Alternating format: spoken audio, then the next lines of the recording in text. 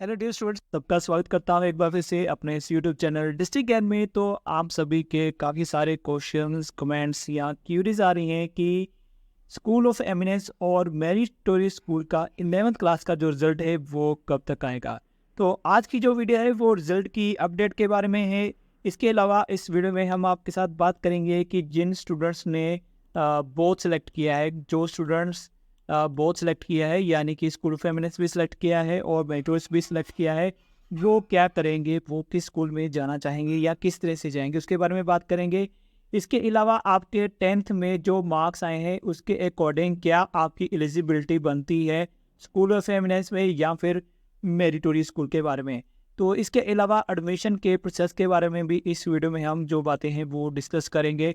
तो ये सारी जानकारी आपको इस वीडियो में मिलने वाली है। तो काफ़ी सारे स्टूडेंट हमारे चैनल के साथ जुड़ चुके हैं, तो अगर आप पहली बार आए तो चैनल को सब्सक्राइब कर लेना, जिससे नेक्स्ट जो भी अपडेट्स आएंगी वो आपको मिलती रहेंगी। तो आप सभी काफ़ी सारे एक्साइटेड हैं कि result of admission in school of eminence, तो 11th क्लास के रिज़ल्ट के बारे में काफ़ी सारे एक्साइटेड हैं। तो जैसे कि मैंने आपको बताया था कि आपका जो रिज़ल्ट है, जब आपका आंसर की आई थी उसके बाद आपका ऑब्जेक्शन की आई थी, तो उसके बाद 10 दिन के बाद या 10 दिन या 15 दिन तक आपका जो रिज़ल्ट है वो तैयार होता है। तो उसके बाद आपका जो रिज़ल्ट है वो डिक्लेयर कर दिया जाता है। तो फिलहाल 9th क्लास का जो रिज़ल्ट है वो डिक्लेयर कर दिया जा चुका है।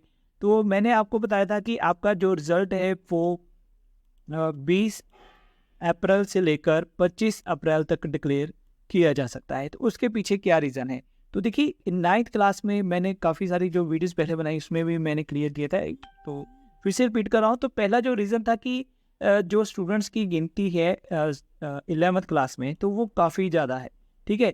तो जिसके कारण स्कूल ऑफ एमिनेंस और मेरिटोरियस स्कूल दोनों की अलग से जो रिज़ल्ट है वो तैयार किया जाएगा, उनकी अलग से जो मेरिट है वो तैयार की जाएगी। तो जिसके कारण इसमें थोड़ा डिले हुआ है। इसके अलावा जो रिज़ल्ट है वो जब आपकी ऑब्जेक्शन लगाई गई थी, तो उसके बाद कुछ क्वेश्चंस थे जो स्टूडेंट्स की तरफ से बोले गए थे कि वो सही है बट वो आंसर की में गलत हैं। तो उसके बाद बोर्ड की तरफ से, एससीईआरटी की तरफ से वो सारा चेक किया जाएगा कि क्या उनके अकॉर्डिंग वो सही आंसर है या नहीं सही आंसर है। तो अगर वो आंसर आपके अकॉर्डिंग सही है और उनके अकॉर्डिंग वो सही लगते हैं, उनका अपना आंसर भी सही लगता है, तो दोनों को फिर कंबाइन कर दिया जाएगा और आपको जो ग्रेस मार्क है वो भी दिए जाएंगे। तो वो भी एक कारण था कि आपका जो रिज़ल्ट है वो उसमें प्रोसेस है लगा आपका। इसके अलावा जो रिज़ल्ट तैयार किया जाता है, तो जब रिज़ल्ट तैयार किया जाता है और डिक्लेयर किया जाता है, तो डिक्लेयर करने से पहले जो भी वहाँ पे ऑफिसर्स होते हैं उनकी अप्रूवल जो है वो ली जाती है। अप्रूवल के बिना कोई भी रिज़ल्ट डिक्लेयर नहीं किया जाता है, ठीक है। तो इसके अलावा अगर आपका जो रिज़ल्ट है वो डिक्लेयर एक बार हो गया, तो वो रिज़ल्ट जो है वो रिवाइज नहीं होगा।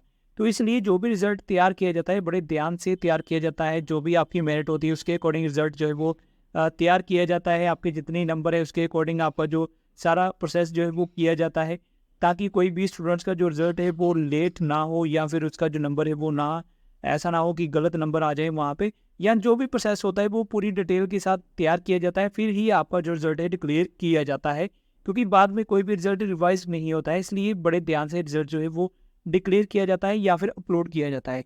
तो ये कुछ जो रीज़न है जिसके कारण आपका जो रिज़ल्ट है वो थोड़ा डिले हुआ है। अदरवाइज़ 10 से 15 दिन के बीच आ जाता है। बाकी आप जो आपका 10th क्लास का एक रिज़ल्ट था वो भी आना था, उसके कारण भी थोड़ा डिले हुआ है, क्योंकि जो 10th का रिज़ल्ट था वो भी जल्दी ही डिक्लेयर कर दिया गया है। तो उसके अकॉर्डिंग वो पहले 10th के रिज़ल्ट की तैयारी में थे, तो उसके बाद अब आपका जो रिज़ल्ट है 11th क्लास का वो भी डिक्लेयर कर दिया जाएगा। तो इसका मैं आपको जो प्रूफ है वो भी दिखा देता हूँ कि आपका जो रिज़ल्ट है वो अब जल्दी से डिक्लेयर किया जाएगा। क्यों किया जाएगा? तो यहाँ पर आप देख सकें इसकी जो वेबसाइट है, तो जैसे मैं एसएससी पंजाब की वेबसाइट खोलता हूँ, यहाँ पे लिंक होता है स्कूल ऑफ एमिनेंस और मेरिटोरियस स्कूल का।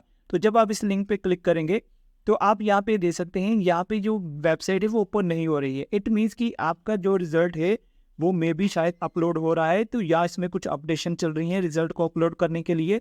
तो इसलिए ये जो वेबसाइट है अभी आप देख सकते हैं यहाँ पे ओपन नहीं हो रही है। तो आपका जो रिज़ल्ट है वो जल्द ही आपका रिज़ल्ट है डिक्लेयर कर दिया जाएगा। तो डोंट वरी, कोई भी स्टूडेंट टेंशन मत लो, आप अपना आराम से जस्ट रिज़ल्ट की वेट कीजिए। तो काफ़ी सारे क्वेश्चन या कमेंट्स यही आ रहे हैं कि 11th का रिजल्ट कब आएगा, स्कूल एमिनेंस का रिजल्ट कब आएगा। तो यहाँ पर अब आप दे सकते हैं, लाइव प्रूफ दे सकते हैं कि आपका जो रिजल्ट है जल्दी आ जाएगा, क्योंकि जो वेबसाइट है वो यहाँ पे ओपन नहीं हो रही। इट मीन्स कि जो वेबसाइट है वो अपडेट हो रही है।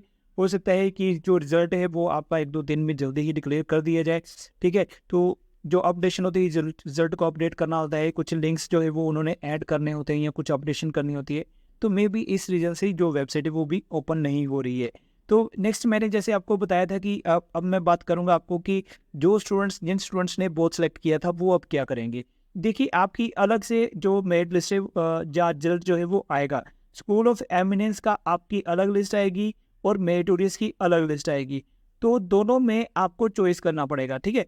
तो दोनों में अगर का स्कूल ऑफ एमिनेंस में रैंक ज़्यादा है तो आप उसमें एडमिशन लेने जा सकते हैं। अगर मेरिटोरियस में आपका रैंक ज़्यादा है तो आप उसमें एडमिशन लेने जा सकते हैं। अगर इसमें आपका रैंक दूर है तो आप इसमें प्रेफर करिएगा। तो अगर आपका दोनों में ही रैंक सही है, यानी कि दोनों में ही आपके जैसे मान लीजिए 130 नंबर आए, दोनों में ही आप एलिजिबल हो सकते हैं, यानी कि आपको चॉइस का स्टेशन मिल सकता है। तो वो डिपेंड करता है आप पर कि आप कौन से स्कूल में जाना चाहेंगे, मेरिटोरियस में जाना चाहेंगे या फिर स्कूल ऑफ एमिनेंस में जाना चाहेंगे।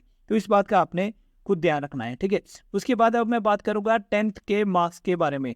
तो ये भी कुछ कन्फ्यूज़न है स्टूडेंट्स के माइंड में कि जो 10th का रिज़ल्ट आया है तो उसमें अब कौन से स्टूडेंट जो है वो स्कूल ऑफ एमिनेंस के लिए एलिजिबल हैं और कौन से स्टूडेंट जो है वो एमटीएस के लिए एलिजिबल हैं।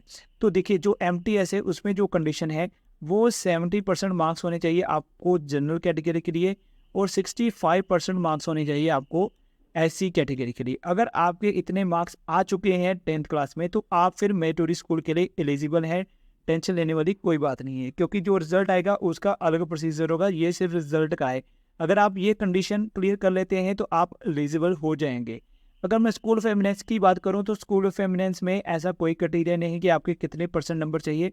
आपको जस्ट स्कूल ऑफ एमिनेंस में पास होना है, रिजल्ट में पास होना है, 10th क्लास के रिजल्ट में पास होना है, तो आप स्कूल ऑफ एमिनेंस में आराम से एडमिशन जो है वो ले सकते हैं अगर आप क्वालिफाइड हो जाते हैं तो, ठीक है। तो चलिए अब मैं लास्ट में बात करूँगा एडमिशन के प्रोसेस के बारे में तो आपकी एडमिशन कैसी होगी, ठीक है। तो जब आपकी रिजल्ट आएगा तो देखिए, यहाँ पर मैंने पिछले साल का ये आपको दिखा रहा हूँ। तो ये इस तरह से आपका रिजल्ट डिक्लेयर किया जाएगा। यहाँ पर आपकी सभी डिटेल होंगी, सारा कुछ होगा और लास्ट में आपके सेट में या दूसरे रीजनिंग में कितने नंबर आए वो होंगे, टोटल नंबर कितने हैं, रिजल्ट आपका क्वालिफाइड है नॉट क्वालिफाइड है, वो सारी चीज़ें होंगी।